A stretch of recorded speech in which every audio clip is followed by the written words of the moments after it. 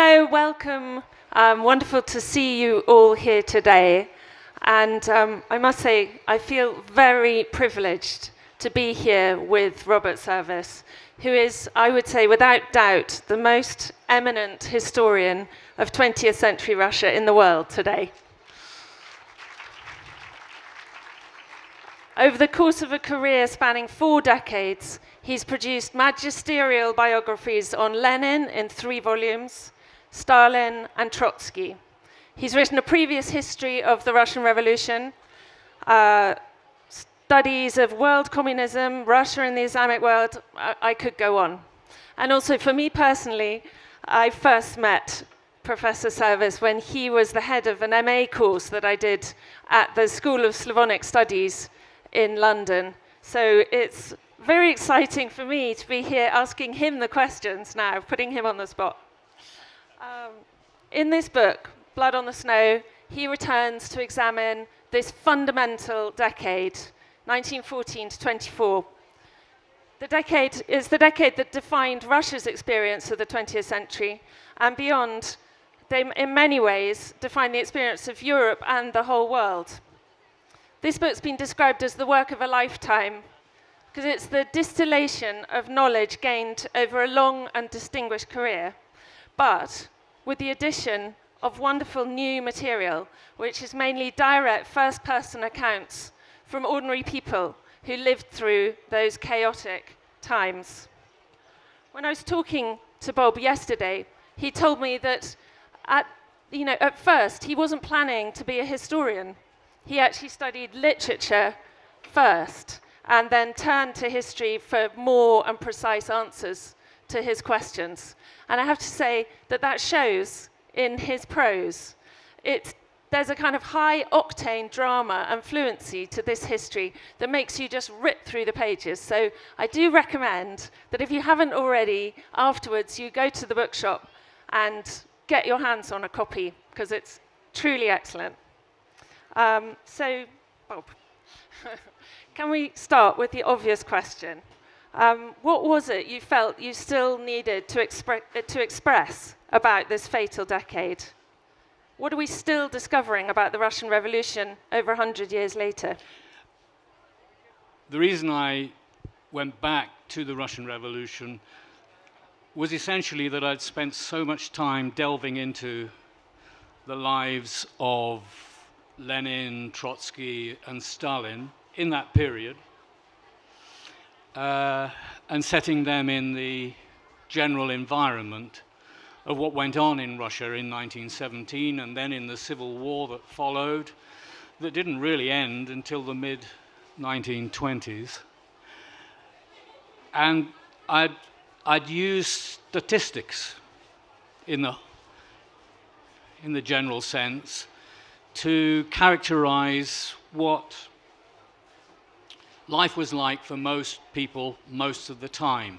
Peasants, workers, administrators, party officials. And I thought that there was a gap in our understanding of the Russian Revolution, which was that the individual voice wasn't there. And where would you get the individual voice best from? Well, you can get it from memoirs, but better still if you can go back in time to the day itself. And that requires you to go back to diaries of people, not just communist party leaders or Tsarist officials, or the Tsar himself. The Tsar's own diary is available. It's very important to read the Tsar's own diary. But if I could get hold of a peasant, if I could get hold of an account clerk, if I could get hold of an NCO in the army, then that would give me a different feel for the Russian Revolution. And so that was what I was primarily about, and that's what this book seeks to force into the story that I don't think has been yet incorporated into the history of the Great War, the Russian Revolution, and then the Civil War. That was what I was trying to, that's what I hope I have done with this book. Yeah, it is very fascinating to read, for example, the diary of a peasant in the Vologda province in the north of Russia, Zamarayev. And really what I was amazed by in that is how well-informed he is. Yeah. And how clear-sighted. Did that surprise you as well? It did surprise me, because you tend to think of Russian peasants as being ill-informed and bit closer to your mouth. ill-informed and a bit apathetic about most things most of the time.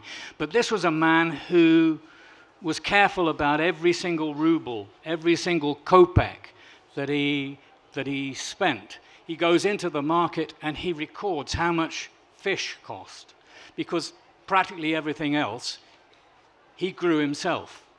But he goes in on his horse into town. Eventually he sells one of his horses to a gypsy, and he gets conned by the gypsy. The gypsy sells the horse for double the price that he sells the horse to the gypsy. And that gave a sense of what life was like, while he was also picking up the newspapers in town and reading the newspapers. So he was actually as well informed as someone who lived in the big cities.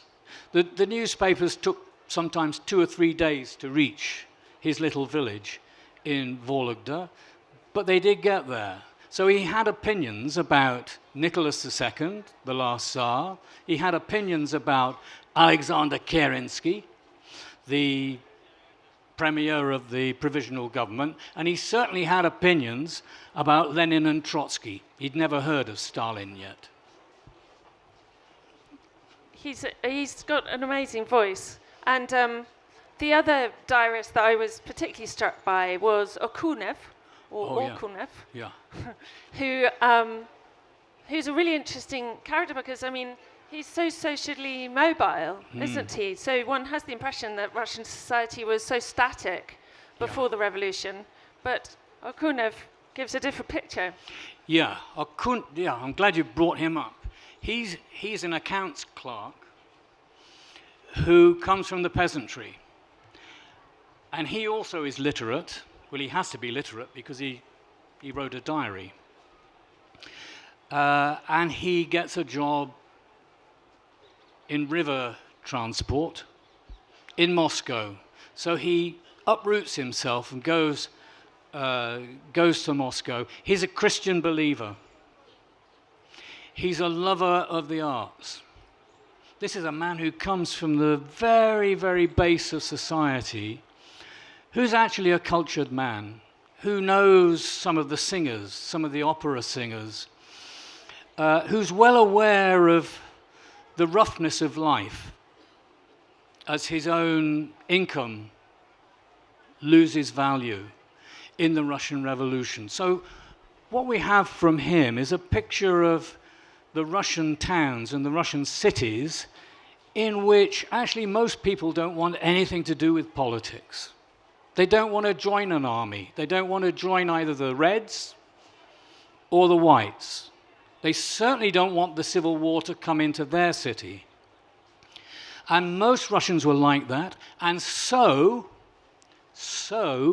were most of the officers of the old imperial army. Most of them went as quietly as they could into being demobbed, and they hoped that no one would reconscript them.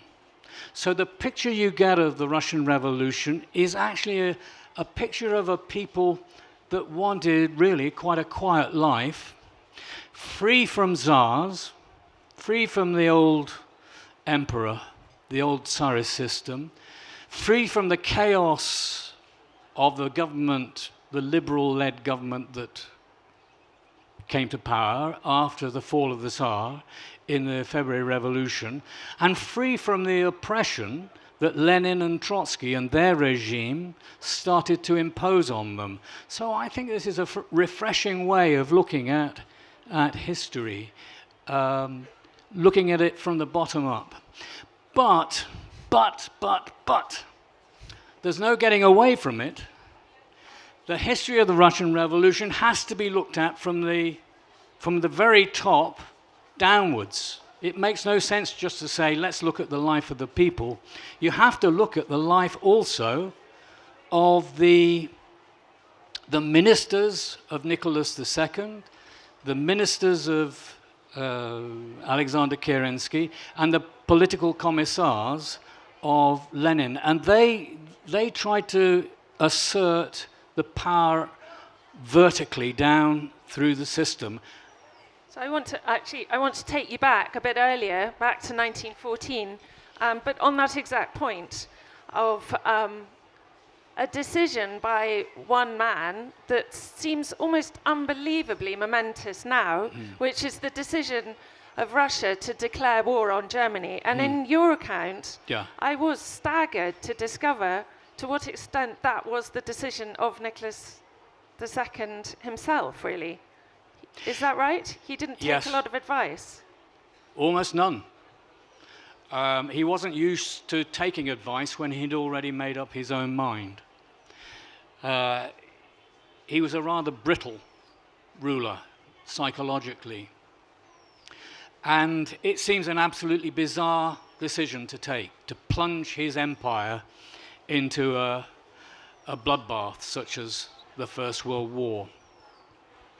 The reason he did it was that he'd made a lot of diplomatic concessions from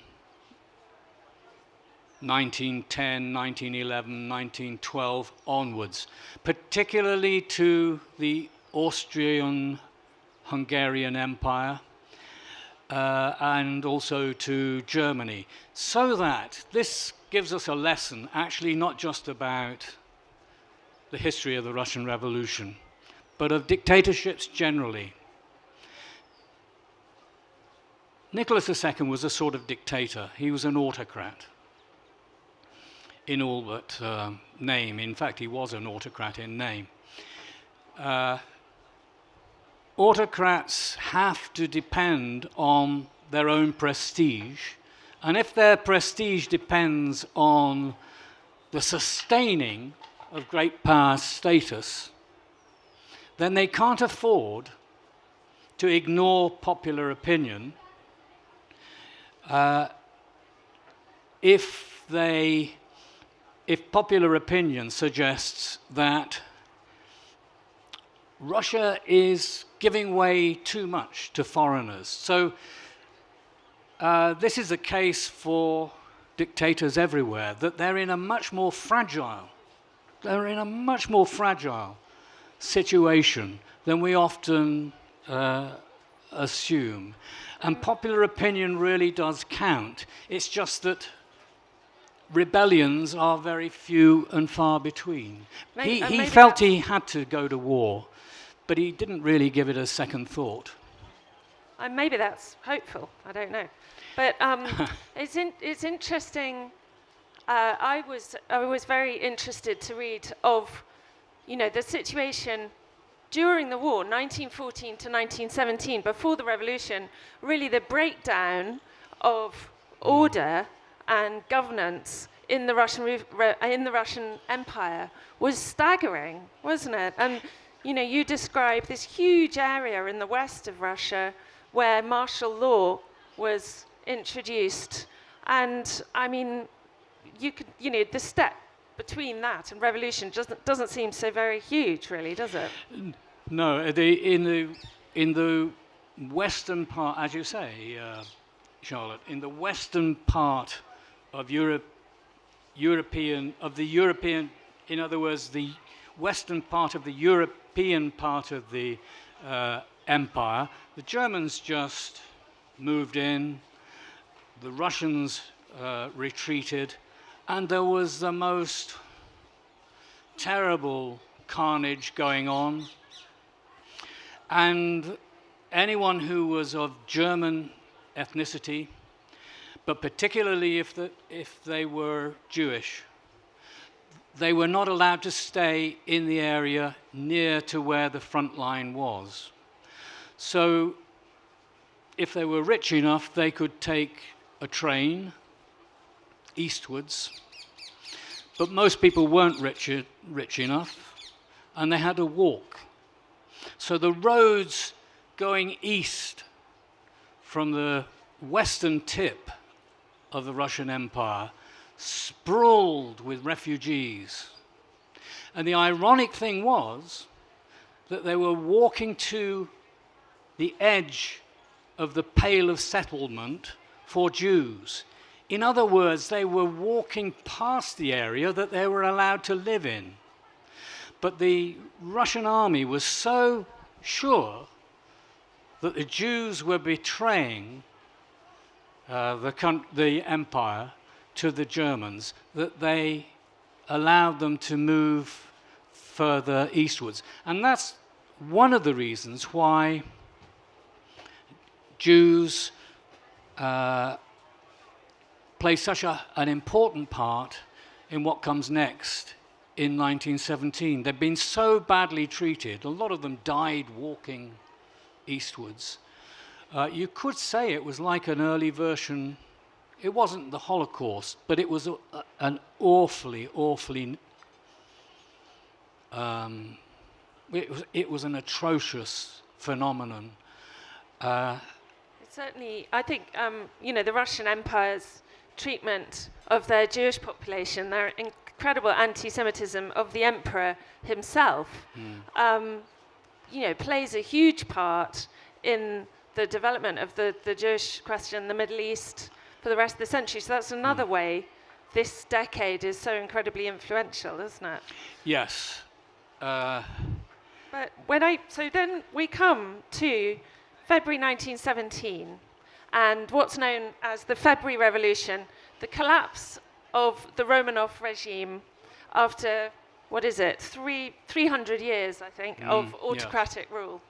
And, even though there was all this chaos going on, it's still a very extraordinary moment, obviously. And what was it that finally, what was the straw that broke the camel's back then? Why did it happen then and not earlier, really? Life was getting tough for everybody. Not for everybody. No, it wasn't getting tough for everybody. The wealthy upper classes in the cities lived more or less as they had done in the pre-war years. But for most people, the standard of living was falling, and there was a consensus at the apex of society among not just liberals, not just socialists and liberals, but conservatives too, political conservatives too, that things would be so much better if the war was run by a new government and that the Tsar went into retirement. So the difficulties of the war, the military difficulties of the war, and the collapse in the standard of living, and the fact that Russia had the biggest army in the First World War meant that there were huge numbers of troops in all of the cities, far more than was the case in Germany or France or Great Britain. And these were very disgruntled soldiers who did not want to go and get killed at the front line. So this kind of frustration added to the popular feeling that had been spreading because of the collapse in the standard of living. So when the February Revolution happened, the Tsar went quietly. He didn't have the nerve to sustain a serious military counter-revolution, and he couldn't. He couldn't because the military high command wanted him out. Once that was the case, he was done for. And yes, and they were imprisoned in their palace at first, one of the palaces at first, weren't they? Yeah. And it's interesting to see how, immediately at that moment, you had this problem of dual power. The provisional government, which was the, former ministers and others who were sort of behaving like the kind of beginnings of a democratic government, and the workers and soldiers Soviets. And that presumably was partly because there were so many soldiers in the cities, as you said. Yeah. Can you explain a little bit about what they were, where they came from? Because they're pretty unique phenomenon, really, weren't they? Oh, the Soviets, yeah. Well, the word Soviet, in Russian it's Soviet, and it's just the normal word for council. So Russians in 1905, Russian workers in 1905 had set up their own councils, informal, unofficial, representative, elective councils to challenge Nicholas II. In 1917, this tradition was resumed, and first workers, and then very quickly soldiers, and even by the autumn of 1917, some peasants set up their Soviets. The peasants didn't need to set up their Soviets because they already had their village communes. So they already had their collective self-organizational units. At the base of Russian imperial society then, there was a tradition of collective self-organization. And it sprang up naturally as soon as the Tsar looked like falling. And it was a very, very strong force that in 1917, no counter-revolutionary and opposing force had the strength to oppose. So interesting, and I think, something that really comes out in this book is that during 1917, before the Bolshevik coup, already there are these movements throughout the country that look a lot like what we think of as Bolshevik, don't they? So as, the collectives in the countryside, and then in the town, some industrialization of factories, workers demanding rights, people in the street being attacked for looking too bourgeois, and also such shortage of foods that already the bagman appeared, which were people who had to get on the train with a bag over their back and go into the villages to try and get food to feed themselves because the cities were starving. And, it makes me think, really, that it feels like a kind of ground-up revolution, doesn't it, in a way? Yeah, Russia was awash, not with one or two revolutions, the February Revolution and the October Revolution. Russia had thousands of revolutions because all of these small units, the Soviets and the peasant communes, ran themselves, for themselves, by themselves, in their own interests, while also often talking socialism. So there was a tension between what they were prepared to do for the big society and what they wanted to do and needed to do for themselves, especially feeding themselves. So that this was a situation that couldn't permanently last. But it would take a very, very strong government, which didn't exist in 1917, to countervail against it. And there were people in the Bolshevik Party, the Communist Party, who were determined that they would countervail, that they would set up a dictatorship. And it would be a dictatorship that spread fraternal and sisterly relations all across society and would eventually end in the dismantling of the same dictatorship. So there was an idealism here, as well as an absolutely deep connection with the notion that if we're to get out of this hole, get out of this war, get out of this impoverishment, then we've got to have a strong central power. And that's the conundrum. That's the whole conundrum of the revolutionary crisis, that Russia, not just Russia, Georgia, Ukraine, Central Asia, was caught in 1917. So it wasn't easy for the Bolsheviks to impose a vertical system of power. And some of them didn't want to. Some of them didn't want to. Some of them said, hang on, we Bolsheviks said that the people would rule themselves. And what did they do? They left the Bolshevik Party. And what was the result of that? This made it easier for Lenin and Trotsky to say, right, we're going to impose a strong central authority. So the history of the Russian Revolution, yeah, it's complex. But if you start from the situation that I've just described, it's not so hard to understand. Sometimes one exaggerates the brilliance of Lenin and Trotsky. I personally think they were lucky. They were really lucky. They had a mess to inherit, which meant that the counter-revolution couldn't easily happen.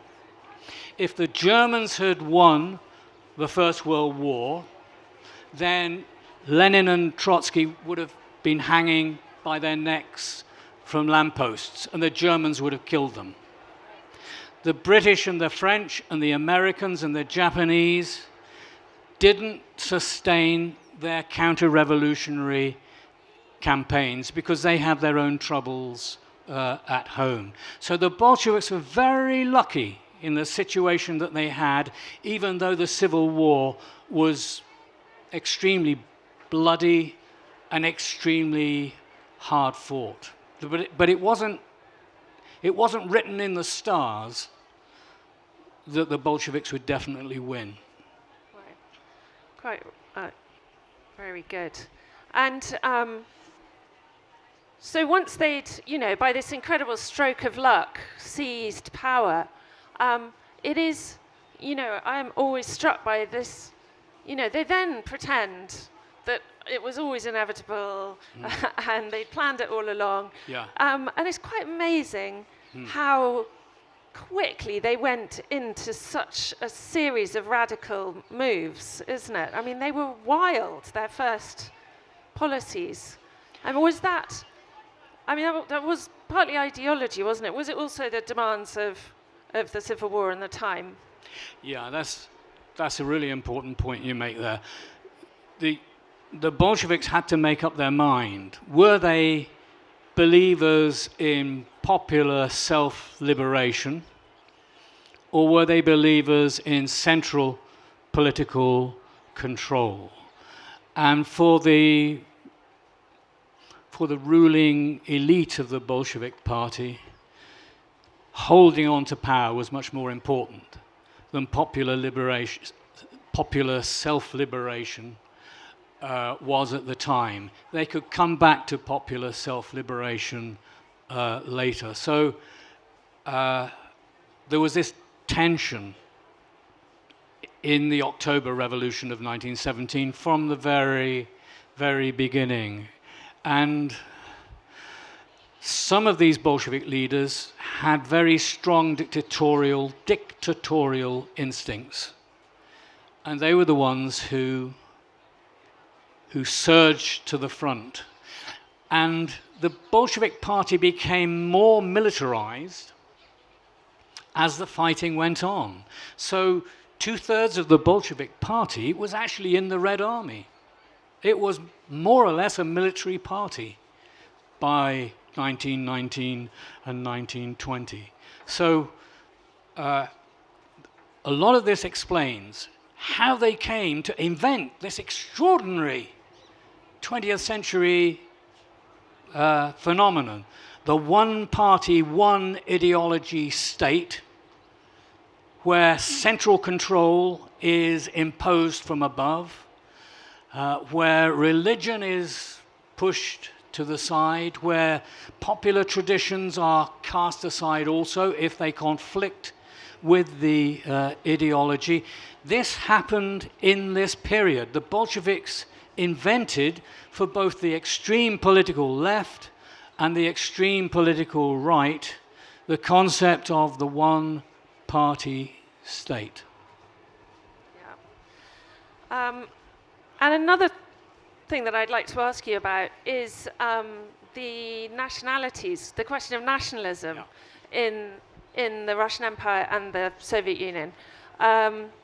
Because there was this division in Bolshevik thinking, wasn't there? That, you know, their policy stated that they would offer all nationalities in the Russian Empire autonomy. But, in fact, they worked hard to keep the empire together, you know, and they were sort of praised for gathering in the lands again after the fragmenting of 1917. So, you know, did they just become, was that just realpolitik? Did they think that the Internationale would occur later? What do you think was running through their minds? Well, it just makes us think of Ukraine today, doesn't it? Ukraine had its own ethnic and religious culture.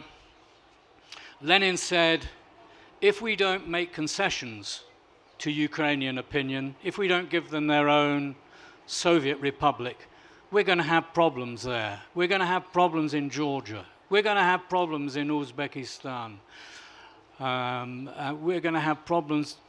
Half the population, after all, of this land empire, it wasn't far overseas, it was a land empire. We've got to make big concessions. Most Bolshevik leaders thought this was madness, that concessions to the non-Russians would eventually come home as chickens to roost, that eventually the Ukrainians would say, we don't need the Russians. We can have our own state. And that's, of course, what happened in 1991. And a lot of Russians never thought this should be allowed to happen. Never thought that the territorial demarcation of Ukraine and the allowance given to the Ukrainian language should be allowed, because it would be the death of the empire in the long term. Well, it was. And that's why Vladimir Putin constantly looks back to Lenin. We often think of Putin as a sort of Lenin child. He hates Lenin. He hates Lenin because of what Lenin did with the nationality policy, drawing up these territorial boundaries, giving the Ukrainians Ukrainian language schools, and all the other peoples of the empire. He didn't understand that in the long term, this would mean that each people of the old Russian Empire would want its own state and might even want to break away from the Soviet Empire that took the place of the old Russian one, the old Tsarist Empire. So that a lot of this history is essential for the understanding of the terrible things that are happening in eastern Ukraine today.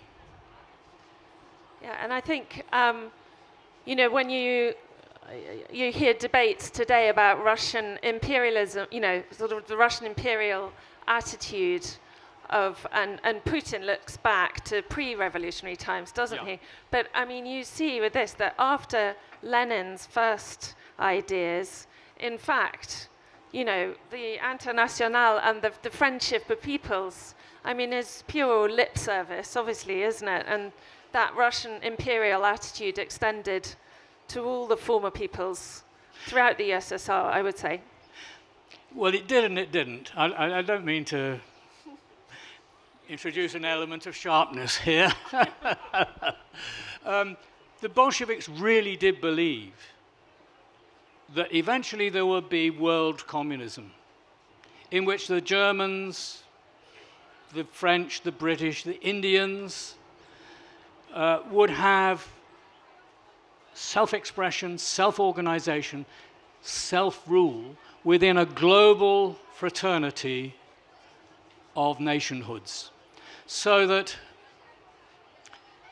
they were caught between wanting to impose Russian control over the former Russian Empire and building a communist international that spread all over the world. And they started to do this by sending out emissaries to South America, to India, to what was then called Persia, to parts of Africa, to spread the message. And of course the message was very, very attractive to a large part of educated, newspaper reading humanity, because so many of the peoples of the world at that stage in history were governed by Europe-based empires in Africa, in Asia in particular. Now the Bolsheviks really wanted to crack the shell of what they called, with reason, world imperialism. So they didn't see themselves as being themselves imperialists. They didn't see themselves that way, but they acted, as you're saying, Charlotte, so I'm coming back to agreeing with you. They did see themselves, they acted as imperialists without thinking of themselves as imperialists. And they never called the Soviet Union an empire. In fact, they got very, very uptight if you said, well, you know, you've got an empire here and it's based in Moscow. What freedom do the Ukrainians really have? That wasn't the sort of question that you get a good, sensible answer about. Well, yeah, that's just another way that, you know, this decade is still informing geopolitics today. Thank you so much, Robert. That's so interesting. Pleasure. And Pleasure. we've got time for a few questions now from the audience. Oh, wonderful. Have we got a microphone? Here we got someone right in the front row here. Yeah. Oh, okay. Sorry.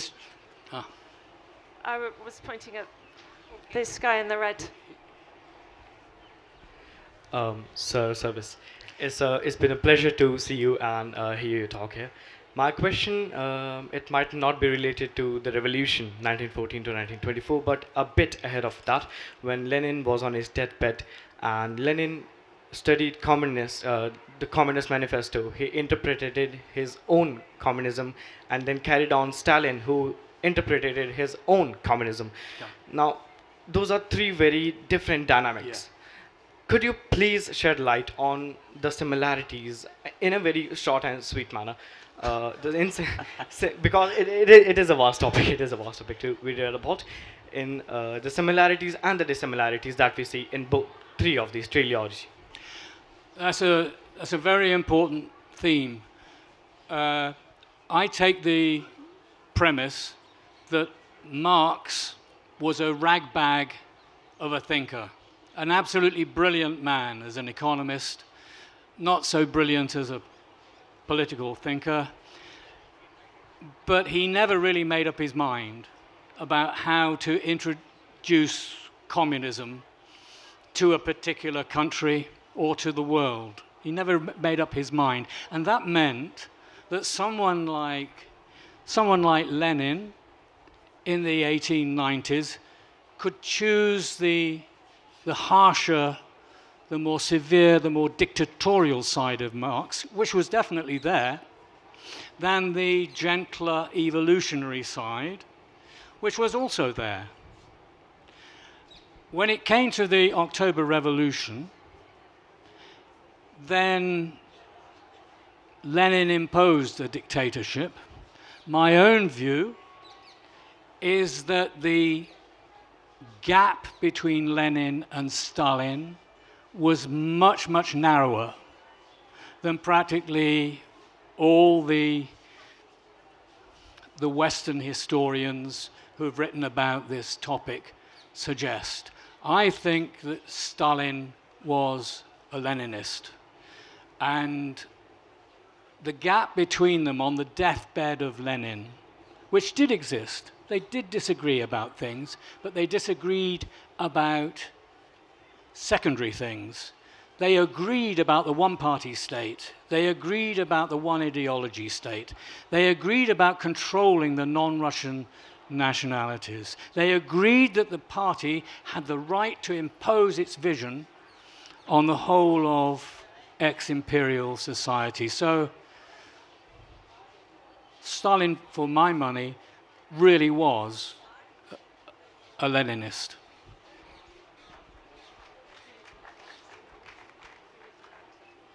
I don't mind, really don't mind. This person in the front with the hat. Can I ask a question? Sir, I just want to talk a bit about Nikolai Bukharin. He was also a very important character, the chief theorist of the Communist Party at that point of time. And Nikolai Bukharin, Oh, Bukharin, yes. he introduced the NEP, New Economic Policy, which was the first experiment of mixed economy that the newly born Soviet Union started. Now, Bukharin fell under Stalin. My question is, this is a counterfactual question, if Bukharin would have survived and would have led the top, would have been the Holodomor and the Great Terror and the further problems? That also is a fundamental question. Would Bukharin, Nikolai Bukharin, the more moderate of the Leninists, made more concessions to the peasant opinion and therefore avoided the Holocaust? Well, firstly, I would say he was a Leninist. So he shared with Lenin and Stalin the one-party state idea, the one ideology state idea, the right of the state to mobilize the whole of society. He believed in pretty severe methods being used, but he would have tried to get through all of this, as you suggest, sir. As you suggest, he would have tried to track a different way through the 1930s.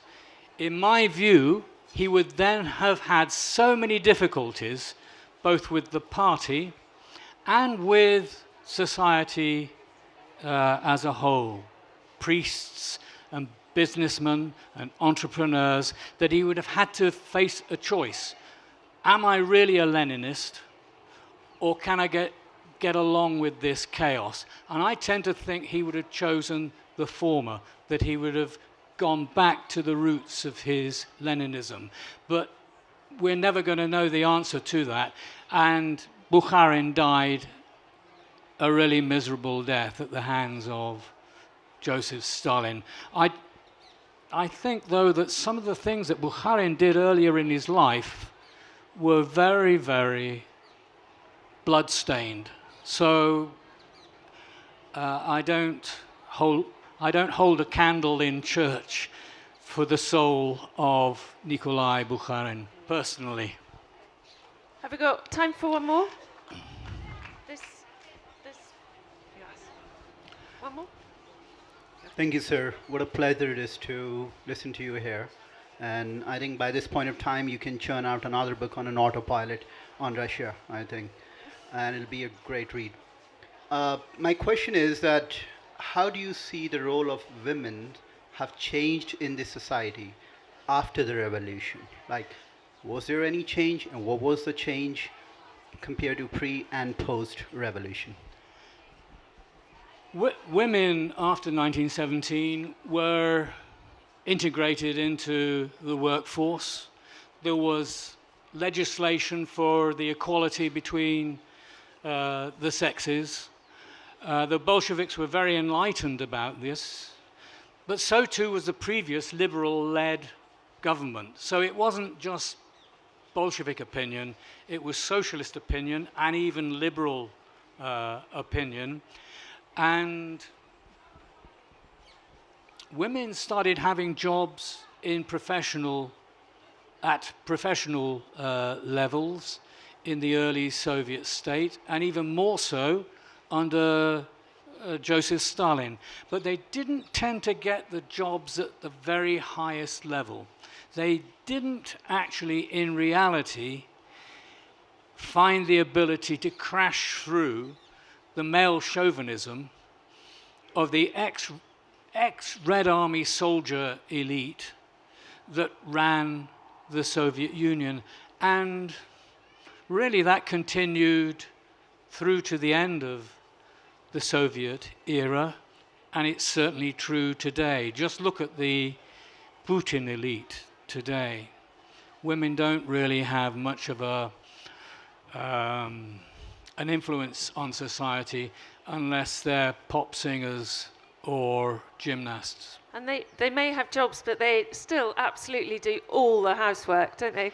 Yes. And the cooking Yes. and everything. Yes. Unfortunately, that's all we've got time for, but please do come afterwards and see Professor Service. He'll be signing books, and possibly he'll have time to answer more of your questions. Thank you very much, all of you. Thank you. Thank you so much, Robert Service and Charlotte Hobson, for such an illustrious session.